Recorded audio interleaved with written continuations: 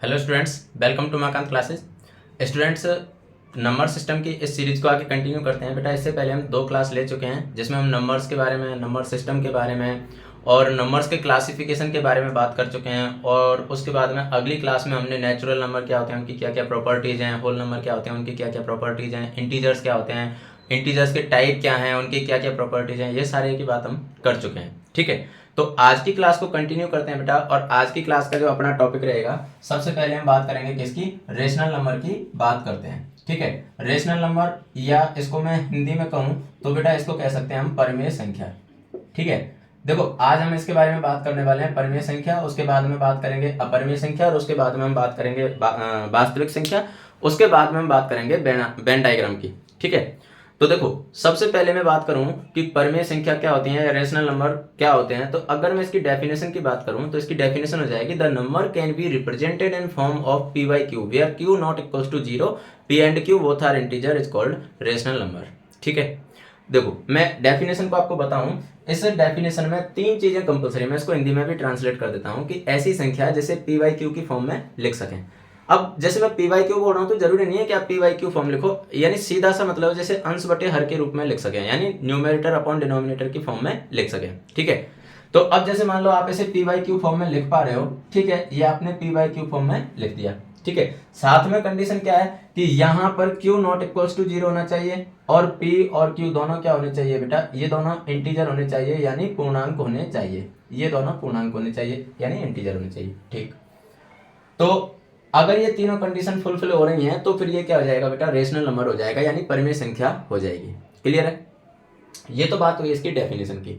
हालांकि इसमें अगर मैं मानक रूप की बात करूं, स्टैंडर्ड फॉर्म की बात करूं, तो स्टैंडर्ड फॉर्म में इसमें और कुछ चीजें कंपलसरी हो जाती हैं कि क्यू एक तो नेगेटिव नहीं होना चाहिए।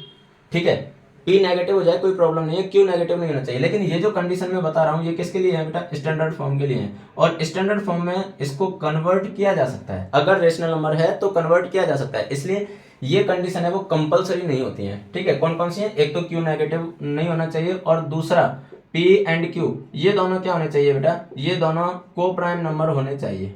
ठीक है, को प्राइम नंबर होने चाहिए। को प्राइम क्या होते हैं, इसे हिंदी में बोलते हैं सह अभाज्य संख्या। अब बात आ जाती है कि ये सह अभाज्य संख्या क्या होती है, हम इसके बारे में बात करेंगे। लेकिन पहले अभी हम रेशनल नंबर को बेसिकली देख लें, हम स्टैंडर्ड फॉर्म के बाद में बात करेंगे। ठीक है, तो डेफिनेशन जैसे मैंने बताया था कि the number can be represent in P by Q form where Q not equals to zero, P and Q both are integer is called rational number. तो अब इसके अगर मैं एग्जांपल्स की बात करूं तो देखो इसके एग्जांपल्स आप दे सकते हो। जैसे मान लो आपने लिखा 2/5। अब जैसे किसी भी नंबर को आपको अगर ये चेक करना है कि ये रेशनल होगा या नहीं होगा, आप ये तीनों कंडीशन चेक कर लो। ये तीनों, अगर ये तीनों कंडीशन अप्लाई हो रही हैं मतलब वो रेशनल नंबर है, और ये तीनों कंडीशन अगर अप्लाई नहीं हो रही हैं तो वो रेशनल नंबर नहीं है। ठीक है, अब देखो जैसे मैंने 2/5 लिखा, तो अब आप कंडीशन चेक करो, क्या ये p अपॉन क्यू फॉर्म में है, बिल्कुल है। अगर मान लो मैं p इक्वल्स टू 2 बोल दूं और q इक्वल्स टू 5 बोल दूं तो ये p बाई क्यू फॉर्म में आ गया। क्लियर है, ठीक है। Q not equals to zero, Q zero नहीं होना चाहिए, यहाँ पर क्यू कितना है 5 है, तो ये कंडीशन भी अप्लाई हो रही है। P and Q both are integer, अगर ये दोनों इंटीजर, तो देखो 2 इंटीजर है और 5 भी इंटीजर है, मतलब ये तीनों कंडीशन अप्लाई हो रही है, तो हम कह सकते हैं कि ये क्या है बेटा, रेशनल नंबर है। ठीक है, अब अगर आप डेफिनेशन को ध्यान से देखोगे, ध्यान से सुनोगे, मैंने जो बोला था, तो मैंने क्या बोला था, the number can be represented, यानी जरूरी नहीं है कि इस फॉर्म में हो, इस फॉर्म में कन्वर्ट भी किया जा सके तब भी वो रेशनल ही होगा। जैसे मान लो मैंने लिखा 5। अब आप देख पा रहे हो कि पी वाई क्यू फॉर्म में नहीं है, लेकिन हम जानते हैं कि 5 नेचुरल तो है, लेकिन 5 रेशनल नंबर होता है, हम जानते हैं अच्छे से। ठीक है, तो कैसे, क्योंकि हम इसे कन्वर्ट कर सकते हैं पी वाई क्यू फॉर्म में। अपॉन में मैं 1 लगा दूं तो इसकी वैल्यू चेंज नहीं होगी। मैं हमेशा से आपको एक ही चीज बोलता आया हूं कि आप मैथमेटिक्स में कोई भी ऑपरेशन अप्लाई कर सकते हो, बस कंडीशन एक ही होगी कि उसकी वैल्यू चेंज नहीं होनी चाहिए। ठीक है, जैसे मान लो आपने 5 लिखा तो आप 5 इंटू 1 लिख दो, नो प्रॉब्लम, एक ही बात होगी। आपने लिखा 1 और आपने लिखा 1.0, दोनों का एक ही मतलब है। तो कहने का मतलब है कि इसकी वैल्यू चेंज नहीं होनी चाहिए। अगर मान लो आप लिख रहे हो कि 1 इंटू 2, ये गलत है। क्यों, क्योंकि यहाँ पर वैल्यू चेंज हो रही है। गलत का मतलब इसका रिजल्ट अलग निकल के आएगा। ठीक है, इसका रिजल्ट सेम नहीं आएगा, तो रिजल्ट अगर सेम आ रहा है तब आप कोई भी ऑपरेशन अप्लाई कर सकते हो, कोई प्रॉब्लम नहीं है। तो सिमिलरली यहाँ पर अगर आप 5 को 1 से भाग देते हो तो आपके पास वैल्यू कितनी आ रही है भाई 5 आ रही है ना। इसलिए ये रिप्रेजेंट किया जा सकता है इस फॉर्म में, जो मैंने केवल 5 लिखा था उसको पी वाई क्यू फॉर्म में रिप्रेजेंट किया जा सकता है।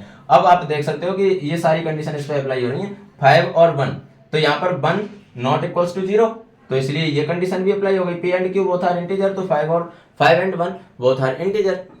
क्लियर है, तो तीनों कंडीशन अप्लाई हो गई, इसलिए क्या हो गया रेशनल नंबर हो गया।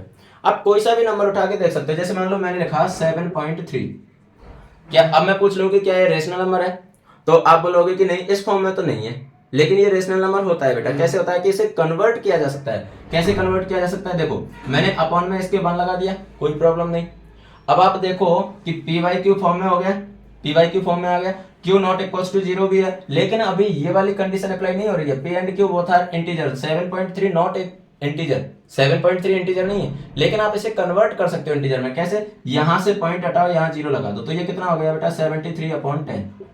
अब आप देख पा रहे हो कि तीनों कंडीशन अप्लाई हो रही है। पी वाई क्यू फॉर्म में भी आ गया, Q not equals to 0, P and Q both are integer, 73 and 10 both are integer, तो तीनों कंडीशन अप्लाई हो गई, इसलिए क्या था रेशनल नंबर था। तो जहां तक मैं समझ पा रहा हूं कि अब आपके दिमाग में रेशनल नंबर की जो पिक्चर है वो एकदम क्लियर हो गई होगी कि रेशनल नंबर क्या होता है। आप डिफरेंट एग्जाम्पल लेके देख सकते हो। जैसे मान लो आपने लिखा √3/1, या चलो केवल √3 लिखा, अपॉन 1 को छोड़ो, तो √3 क्या है, ये रेशनल है या इरेशनल है। तो अब देखो √3 जैसे हम अब तक करते आए हैं कि हर संख्या में जिसके अपॉन में कुछ नहीं है तो हम क्या करते हैं 1 लगा देते हैं। ठीक है, तो मैंने इसके अपॉन में 1 लगा दिया। उसके बाद में आप क्या करोगे कि देखो P by Q form apply हो गई, Q not equals to 0 apply हो गया। उसके बाद में अगली क्या है कि P and Q both are integer. आपको पता है कि √3 की जो वैल्यू है वो 1.732 एंड सो ऑन, ये चलती रहती है आगे, कंटिन्यू, कभी खत्म नहीं होती है। और जब कभी खत्म नहीं होगी तो ये कौन सा नंबर हो गया बेटा, नॉन टर्मिनेटिंग नॉन रिक्यूरिंग। ठीक है, नॉन टर्मिनेटिंग नॉन रिक्यूरिंग, ये क्या होता है ये हम आगे पढ़ने वाले हैं। ठीक है, जब हम रियल नंबर के डेसिमल एक्सपेंशन पढ़ेंगे तो उसमें हम ये पढ़ने वाले हैं कि नॉन टर्मिनेटिंग नॉन रिक्यूरिंग क्या होता है। ठीक है, तो नॉन टर्मिनेटिंग नॉन रिक्यूरिंग है, इसका मतलब ये देखो इसको आप पी वाई क्यू फॉर्म में कन्वर्ट नहीं कर सकते। क्यों नहीं कर सकते कि 1.732 एंड सो ऑन, ये जो नंबर आ रहा है वो कैसा है, नॉन टर्मिनेटिंग है। नॉन टर्मिनेटिंग है इसलिए ये क्या नहीं हुआ, इंटीजर नहीं हुआ, और इंटीजर नहीं हुआ मतलब ये कंडीशन अप्लाई नहीं हुई, तो इसलिए ये क्या है रेशनल नंबर नहीं है। क्लियर है, तो आई होप कि रेशनल नंबर अब आपको अच्छे से समझ में आ चुका होगा। तो रेशनल नंबर की डेफिनेशन में एक बार रिकॉल कर देता हूं आपको कि the number can be represent in P by Q form where Q not equals to 0, P and Q both are integer is called rational number. ठीक है, अब देखो मैं बात कर रहा था इसके स्टैंडर्ड फॉर्म की। तो देखो स्टैंडर्ड फॉर्म में मैंने आपको 2 चीजें बताई थी कि इसमें 2 कंडीशन है जो स्टैंडर्ड फॉर्म में और एक्स्ट्रा ऐड हो जाती हैं। कौन कौन सी, कि एक तो क्यू नेगेटिव नहीं होना चाहिए। जैसे मान लो मैं बोलूं कि 5/-9, तो ये बेशक रेशनल नंबर है लेकिन इसका स्टैंडर्ड फॉर्म नहीं है, क्योंकि स्टैंडर्ड फॉर्म में क्यू नेगेटिव नहीं हो सकता। अब रेशनल नंबर तो इसलिए है कि इसे स्टैंडर्ड फॉर्म में हम कन्वर्ट कर सकते हैं। कैसे कन्वर्ट कर सकते हैं, आप क्या करो -1 से ऊपर नीचे मल्टीप्लाई कर दो, तो -1 से जैसे ही मल्टीप्लाई किया तो 5 × -1 कितना हो गया -5, -9 × -1 कितना हो गया 9 हो गया। क्लियर है, तो -5/9, आपको पता है कि माइनस जो नीचे था वो अब कहां पहुंच गया ऊपर, तो ये स्टैंडर्ड फॉर्म में आ चुका है। ठीक है, तो कहने का मतलब है ये जो कंडीशन है ना इसे रिड्यूस किया जा सकता है, इसलिए इनको हम जनरली जो डेफिनेशन है उसमें इग्नोर कर देते हैं। ठीक है, बाकी स्टैंडर्ड फॉर्म में इनको भी ध्यान में रखा जाता है। उसके बाद में बोला है कि P and Q both are coprime number. तो को प्राइम नंबर क्या होते हैं बेटा, अगर मैं इसकी डेफिनेशन की बात करूं तो डेफिनेशन के लिए तो आप बोल सकते हो कि जिसका जीसीडी 1 हो, जीसीडी बोले तो एचसीएफ। ठीक है, जिसका एचसीएफ 1 हो, या फिर आप ऐसे बोल सकते हो कि जिसका कोई कॉमन फैक्टर ना हो। ये तो बात हो गई रटने वाली। ठीक है, आप डेफिनेशन वाली बात बोल सकते हो कि ये डेफिनेशन वाली बात हो गई, लेकिन आप जनरल वे में अगर देखोगे तो जनरल वे में रियल नंबर सॉरी को प्राइम नंबर के लिए आप बोल सकते हो कि जो किसी एक ही संख्या से ना कटे, कैंसिल आउट ना हो, या कह सकते हो कि एक ही संख्या का जिसमें भाग ना जाए, समान संख्या का जिसमें भाग ना जाए, वो को प्राइम नंबर होंगे। जैसे उदाहरण के, अच्छा एक चीज और बता दूंगा कि को प्राइम नंबर में नंबर का खुद का प्राइम होना कोई जरूरी नहीं है, ये ध्यान रखना, खुद का प्राइम होना जरूरी नहीं है। जैसे फॉर एग्जांपल मैं एक बात करूं 8 एंड 25, ये दोनों को प्राइम नंबर है। क्यों है को प्राइम, खुद भले ही प्राइम नहीं है, आपको पता है 8 कंपोजिट है, 25 भी कंपोजिट है, प्राइम नहीं है, लेकिन ये को प्राइम नंबर है। क्यों है, क्योंकि आप देख पा रहे हो कि किसी सेम नंबर से आप इनको कैंसिल आउट नहीं कर सकते। अगर आपको 8 को कैंसिल आउट करना है तो या तो आप 2 से कर सकते हो, या फिर आप 4 से कर सकते हो, या फिर आप 8 से कर सकते हो। लेकिन अगर 25 को करना है तो या तो आप 5 से कर सकते हो या 25 से। तो दोनों किसी सेम नंबर से डिवाइड नहीं हो सकते, इसलिए ये दोनों क्या हो गए बेटा, को प्राइम नंबर हो गए। तो ये दोनों कंडीशन है वो एडिशनल है। अब जैसे एडिशनल कैसे हो गई समझो। जैसे मान लो मैंने लिखा 12/48, 12/48, ये रेशनल नंबर है या नहीं है? तो आपका आंसर होगा कि बिल्कुल है। क्यों है? क्योंकि वो तीनों कंडीशन जो कंपलसरी थी वो इसमें अप्लाई हो रही है। पी वाई क्यू फॉर्म में है, देखो पी वाई क्यू फॉर्म में है। क्यू नॉट इक्वल्स टू 0 वो भी अप्लाई हो रहा है। P and Q both are integer वो भी अप्लाई हो रहा है, ठीक है। और अगर मैं स्टैंडर्ड फॉर्म वाली बात करूं तो ये कंडीशन भी अप्लाई हो रही है कि Q not equals to negative, ठीक है। क्यू नेगेटिव नहीं होना चाहिए, तो क्यू नेगेटिव भी नहीं है। अब बात करते हैं कि ये को प्राइम नंबर है क्या? तो बिल्कुल को प्राइम तो नहीं है ये। क्यों नहीं है? क्योंकि सेम नंबर से कैंसिल आउट हो रहे हैं। देखो जैसे मान लो आप 2 से कैंसिल आउट करते हो तो 2 से भी हो रहे हैं, 3 से भी हो रहे हैं, 4 से भी हो रहे हैं, 6 से भी हो रहे हैं और 12 से भी हो रहे हैं। मान लो मैं डायरेक्ट 12 से ही कैंसिल आउट कर देता हूँ, तो 12 1 जा 12 और 12 4 जा 48। अब आप देख पा रहे हो कि 1/4 कैसा आ गया बेटा, को प्राइम नंबर आ गया। तो को प्राइम नंबर आते ही अब ये क्या हो गया, इसका स्टैंडर्ड फॉर्म हो गया। तो स्टैंडर्ड फॉर्म में देखना वो अलग बात हो जाती है, लेकिन आपको पहचानना आना चाहिए कि रेशनल नंबर है या नहीं है। क्लियर है? तो रेशनल नंबर होने के लिए केवल 3 कंडीशन चेक कर लो, p by Q form, q not equals to 0, P and Q both are integer. Clear है? ये था बेटा आपका कंप्लीट रेशनल नंबर को पहचानने का, और इसका एकदम बेसिक जो कंसेप्ट था वो ये था, ठीक है। उसके बाद में बात करते हैं हम रेशनल नंबर में डेंस प्रॉपर्टी अप्लाई होती है। अब डेंस प्रॉपर्टी क्या होती है? ये डेंस प्रॉपर्टी अगर आप नाम से ध्यान नहीं रखोगे तो भी चलेगा, बस आप तो एक चीज समझ लो कि अगर आपसे कोई ये पूछ ले कि कोई भी दो रेशनल नंबर हैं, उनके बीच में कितने रेशनल नंबर होंगे, आंसर होगा इन्फिनिटी। 2 रेशनल नंबर हैं, उनके बीच में कितने इरेशनल नंबर होंगे, आंसर होगा इन्फिनिटी। 2 रेशनल नंबर हैं, उनके बीच में कितने रियल नंबर होंगे, आंसर होगा इन्फिनिटी। चाहे रेशनल पूछ ले, चाहे इरेशनल पूछ ले, चाहे रियल नंबर पूछ ले, तो हमेशा आंसर क्या होगा, इन्फिनिटी होगा। हाँ, अगर पूछ लेता है नेचुरल नंबर, होल नंबर और इंटीजर नंबर, तो उनके लिए आंसर वेरी कर सकता है, फिर वो डिपेंड करेगा आपको 2 नंबर कौन कौन से दे रखे हैं। क्लियर है? चलिए, तो ये रेशनल नंबर की बात हुई। उसके बाद में इसके ऑपरेशंस की तो हम आगे बात करेंगे अगले टॉपिक में, ठीक है। तो आगे हम जो आज का अगला टॉपिक है वो लेते हैं बेटा इर्रेशनल नंबर, अपरिमेय संख्या, ठीक है। तो देखो इर्रेशनल नंबर की जब मैं बात करता हूं, इर्रेशनल नंबर यानी अपरिमेय संख्या, अपरिमेय संख्या। देखो मैं सीधी भाषा में बात करता हूं, आपने हिंदी में बिलोम शब्द पढ़े होंगे, ठीक है। हिंदी में बिलोम कहूं या इंग्लिश में अपोजिट कहूं, एक ही बात है। तो बिलोम शब्द जो होते हैं या एंटोनिम्स जो होते हैं, उनमें क्या होता है, जैसे आपने देखा होगा कि अगर ए उपसर्ग लगा देते हैं तो क्या हो जाता है, उसका बिलोम शब्द बन जाता है। या फिर अगर मैं इसमें बात करूं तो आई आर यानी एर जब प्रीफिक्स लगा देते हैं तो फिर क्या बन जाता है, वो इसका एंटोनिम्स बन जाता है। सेम यहां पर है कि परमेय का जस्ट अपोजिट क्या होता है, अपरिमेय होता है, ठीक है। तो परमेय का जब अपोजिट अपरिमेय हो रहा है, यानी रेशनल का जस्ट एंटोनिम इरेशनल हो रहा है, तो फिर मैं ये कह सकता हूं कि ऐसी संख्या, जैसे देखो मैं सीधी भाषा में बात करूं तो जैसे मान लो आपने लिखा सम, तो सम का बिलोम क्या होता है हिंदी में, विषम, ठीक है। तो बिलोम का मतलब क्या हुआ, जो सम नहीं है वो विषम है। तो सिमिलरली जो परमेय नहीं है वो अपरिमेय है। सीधी भाषा में बात करता हूं, जो परमेय नहीं है वो क्या है, फिर अपरिमेय है। अब परमेय कौन नहीं होगा, परमेय वो नहीं होगा जो पी वाई क्यू फॉर्म में नहीं लिखा जाए। भाई जो पी वाई क्यू फॉर्म में लिखा जा रहा है वो तो परमेय है, तो जो पी वाई क्यू फॉर्म में नहीं लिखा जाए वो क्या होगा, अपरमेय होगा। तो इसकी डेफिनेशन हम बोल सकते हैं कि the number can not be represent in P by Q form. जो डेफिनेशन परमेय की थी, रेशनल की थी, the number can be represented, तो यहां पर क्या आ जाएगा, the number can not be represented, ठीक है। यानी ये इस फॉर्म में नहीं आ सकता कि पी वाई क्यू फॉर्म में आ जाए जहां पर क्यू नॉट इक्वल्स टू 0 हो और पी एंड क्यू दोनों क्या हो, इंटीजर हो। ये कंडीशन इसमें नहीं हो सकती। क्लियर है? ये कंडीशन इसमें अप्लाई नहीं हो सकती।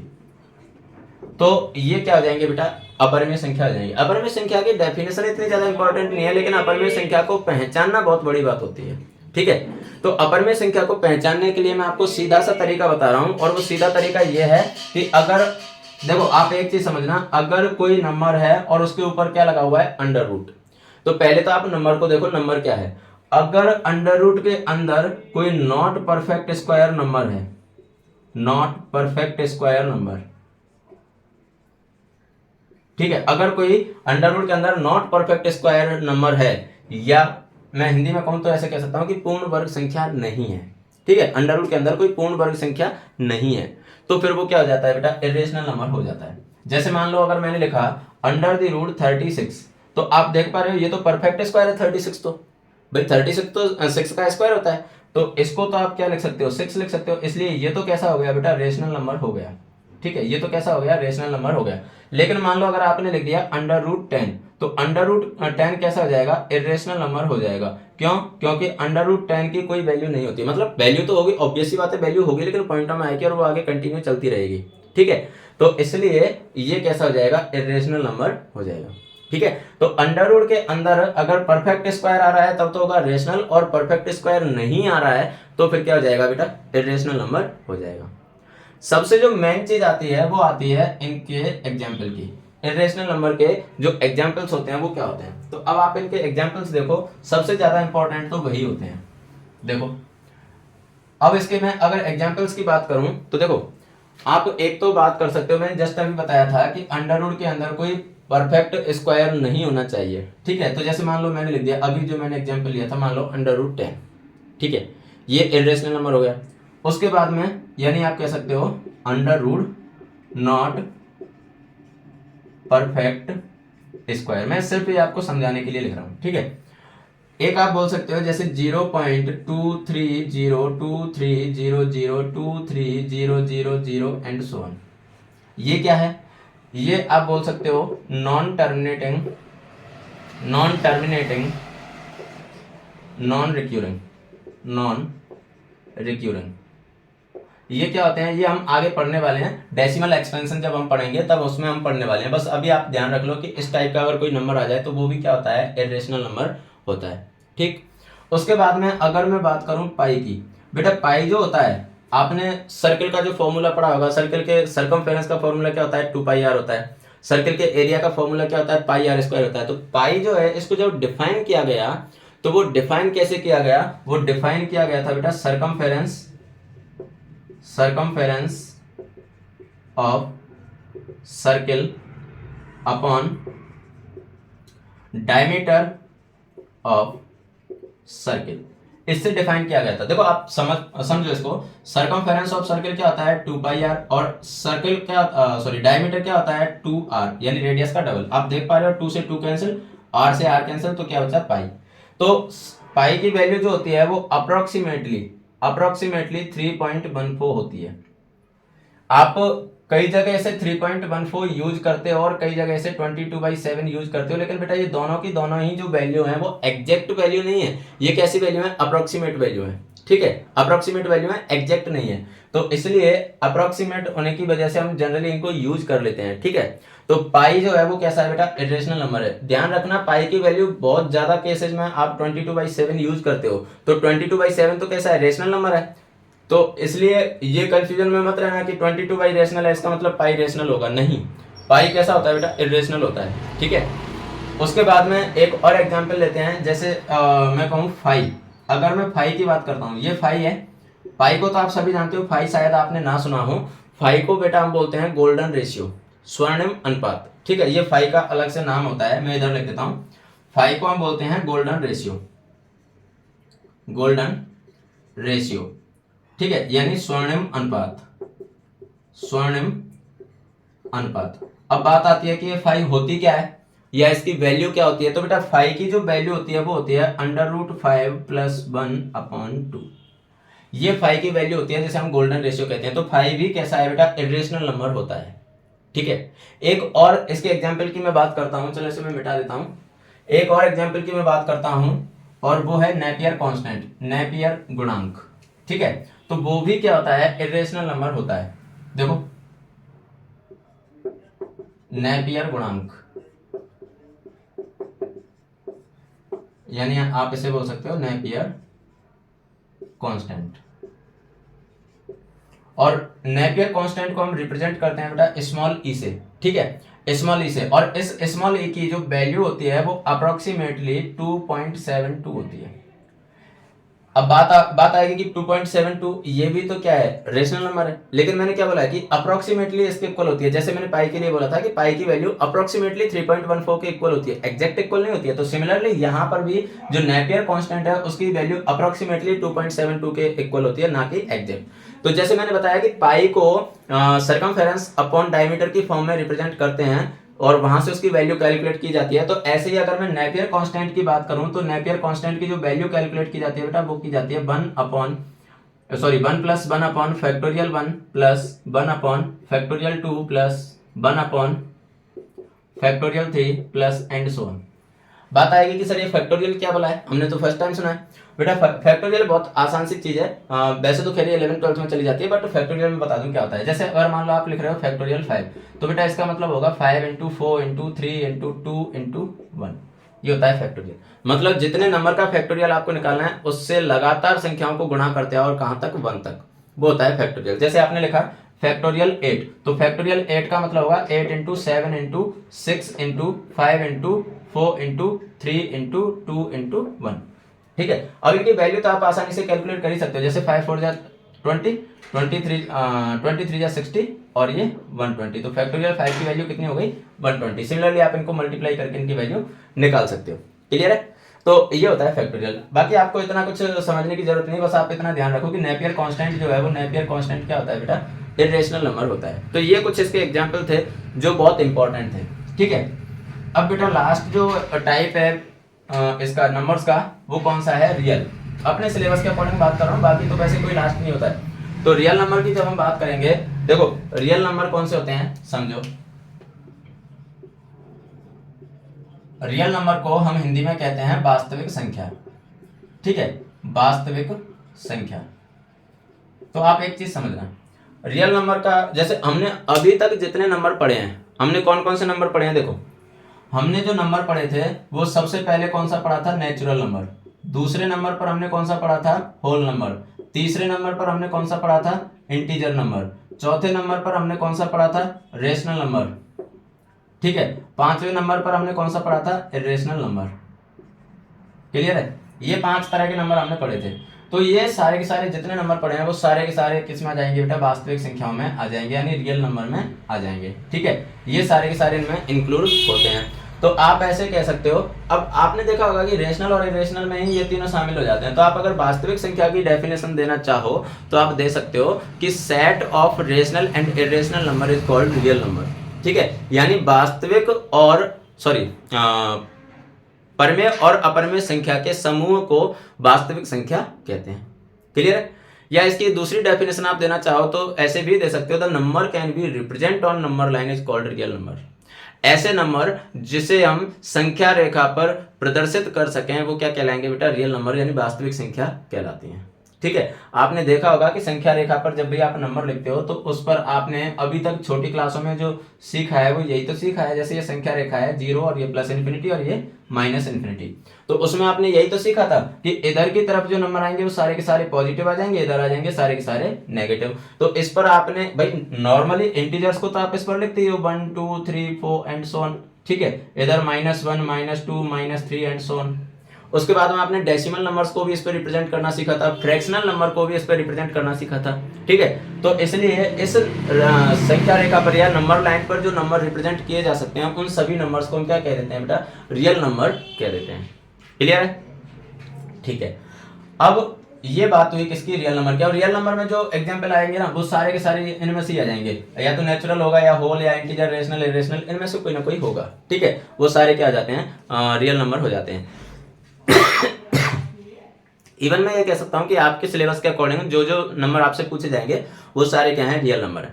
ठीक है, अब हम इसके नंबर सिस्टम के वेन डायग्राम की बात करते हैं। जितने टाइप हमने पढ़े थे उसकी बात करते हैं, लेकिन उससे पहले एक क्वेश्चन मैं आपको बता दूं जो बहुत बार कंपटीशन में भी पूछा गया है, बहुत बार मतलब इंटरव्यू वगैरह में ज्यादा पूछा जाता है और आपसे भी कभी कभार पूछ लिया जाता है। क्वेश्चन क्या है, बहुत नॉर्मल सा क्वेश्चन है होने को, लेकिन इसमें अच्छे अच्छे मार्क्स खा जाते हैं। और क्वेश्चन में आपको बता दूं क्या है, क्वेश्चन है what is the difference between rational number and fraction. Fraction.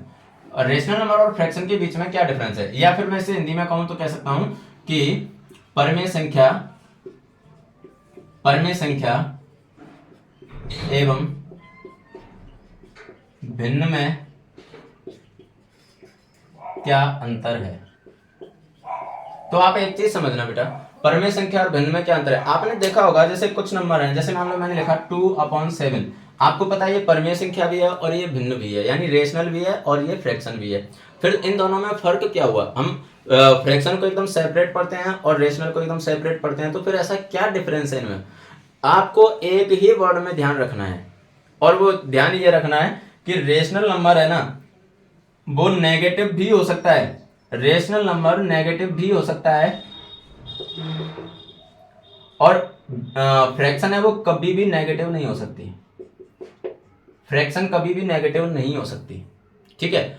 अच्छा, जरूरी नहीं है कि रेशनल हमेशा नेगेटिव ही हो, पॉजिटिव भी हो सकता है, लेकिन पॉजिटिव और नेगेटिव दोनों में से कोई भी हो सकता है, लेकिन भिन्न क्या होगी, वो नेगेटिव नहीं हो सकती, वो हमेशा पॉजिटिव ही होगी। जैसे मान लो अगर मैंने 2/7 लिखा तो ये तो फ्रैक्शन भी है और रेशनल भी है, लेकिन अगर मान लो मैंने लिख दिया -2/7, ये भिन्न नहीं है, ये ओनली क्या है, रेशनल नंबर है। समझ में आया, -2/7 लिखते ही ये केवल रेशनल नंबर रह गया, अब ये फ्रैक्शन नहीं है, ठीक है। तो बस ये दोनों में मेजर डिफरेंस होता है कि रेशनल नंबर है वो नेगेटिव हो सकता है, लेकिन फ्रैक्शन नेगेटिव नहीं हो सकती। क्लियर है। तो ये एक अच्छा क्वेश्चन है जो कई बार पूछ लिया जाता है। अब हम बात करते हैं वेन डायग्राम की, जिससे आप बहुत आसानी से नंबर्स को समझ सकते हो, ठीक है। देखो वेन डायग्राम के लिए मैं यहाँ पर बेटा कुछ सर्किल बना रहा हूं। जैसे देखो, एक सर्किल मैंने ये बनाया, उसके बाद में एक सर्किल मैंने ये बनाया, उसके बाद में एक सर्किल मैंने ये बनाया, उसके बाद में एक सर्किल ये बनाया, उसके बाद में एक सर्किल मैंने ये सेपरेट बनाया, और उसके बाद में ये बना दिया बेटा मैंने एक रेक्टेंगल, ठीक है। ये बना दिया मैंने रेक्टेंगल, और टॉपिक का नाम क्या है अपना, Venn diagram for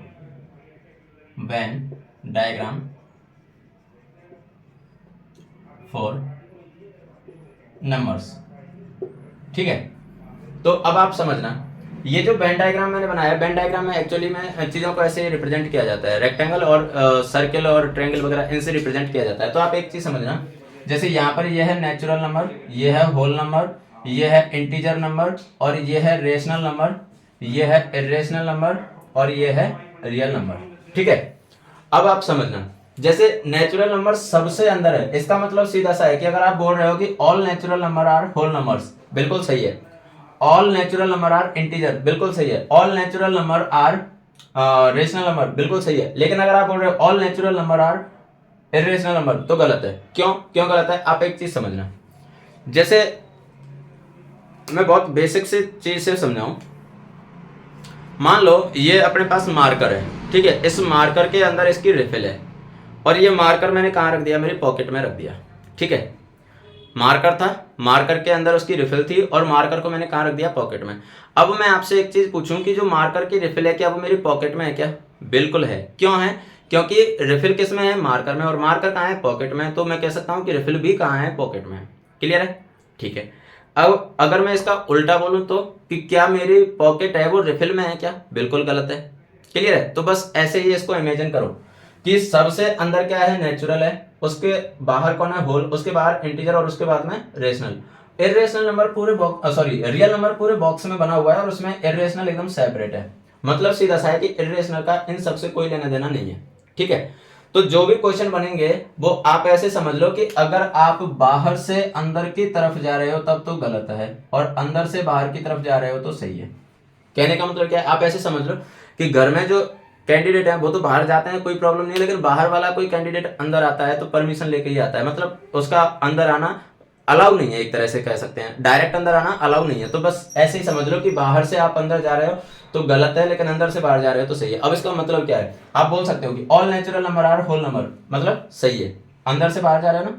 all natural number are integer, सही है, अंदर से बाहर जा रहे हो। All natural number are rational number, सही है, अंदर से बाहर जा रहे हो, ठीक है। All natural number are real number, सही है, कोई प्रॉब्लम नहीं है। लेकिन अगर आप बोल रहे हो all natural number are irrational number तो गलत है। या फिर आप ऐसे बोल रहे हो all real number are natural number तो गलत है। All irrational number are natural number गलत है, मतलब बाहर से अंदर आ रहे हो तो गलत है, अंदर से बाहर जा रहे हो तो सही है। तो इस टाइप के जो क्वेश्चन बनते हैं कि जो ट्रू फॉल्स में पूछ लिए जाते हैं, वो बेटा इस डायग्राम से बहुत आसानी से आप इनको आंसर कर सकते हो। ठीक है, तो ये डायग्राम बस आप ध्यान में रखो कि अगर आप अंदर से बाहर जा रहे हो तो सही है और बाहर से अंदर आ रहे हो तो गलत है। बस इस डायग्राम से आपकी समझ में आ जाएगा। चलिए, तो बेटा ये था आपका नंबर का पूरा क्लासिफिकेशन। मैंने एक एक करके हर नंबर को डिटेल्स में समझाया है। तो आज की क्लास को तो हम यहीं खत्म करते हैं बेटा, और फिर मिलते हैं अगली क्लास में नए जोश, नए जुनून, नई एनर्जी के साथ में। तब तक के लिए हंसते रहिए, मुस्कुराते रहिए, पढ़ते रहिए, खेलते रहिए और सफलता की ओर बढ़ते रहिए। Bye bye, thank you.